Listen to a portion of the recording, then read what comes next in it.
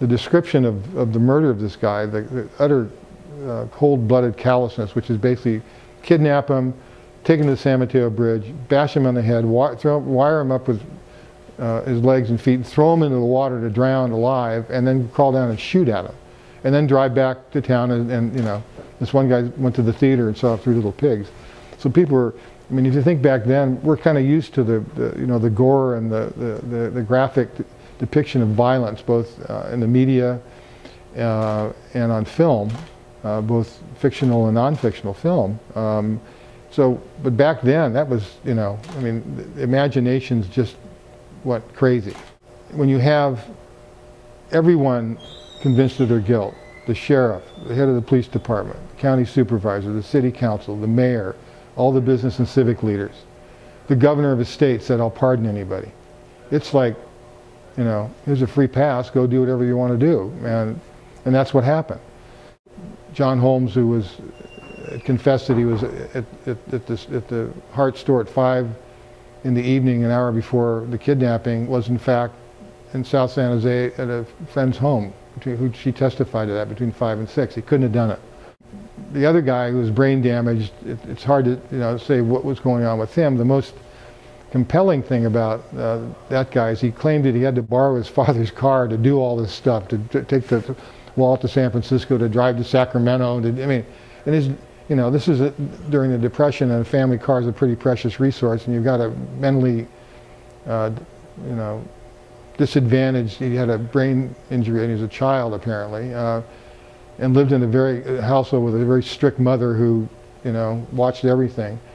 Had to use this car day and night and do all this stuff and drive around. I don't think so. And no one ever asked the parents whether or not he had the car. The FBI didn't ask him, and the sheriff didn't ask him.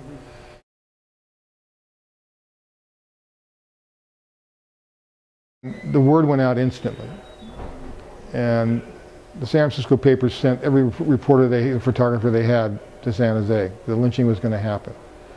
It was on the radio. It just spread like wildfire. There was something like 5,000 cars blocking the streets around St. James Park when they came from everywhere. Santa Cruz and Palo Alto and San Francisco and Gilroy, and everybody, you know, it was a big event. People brought their, you know, kids, held them up to see the body, and they took them out, strung them up. I mean, one guy, they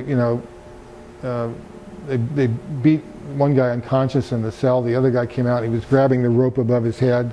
They kept pulling him up and down. They broke his arm, and then finally got up there. They stripped the bodies, tried to light them on fire, scratching the skin.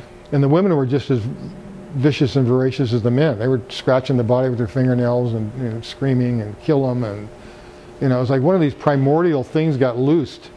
It's just emblematic of that psychology of those in power who want to, you know, appear strong and decisive and incisive in terms of how they represent the interests of everybody.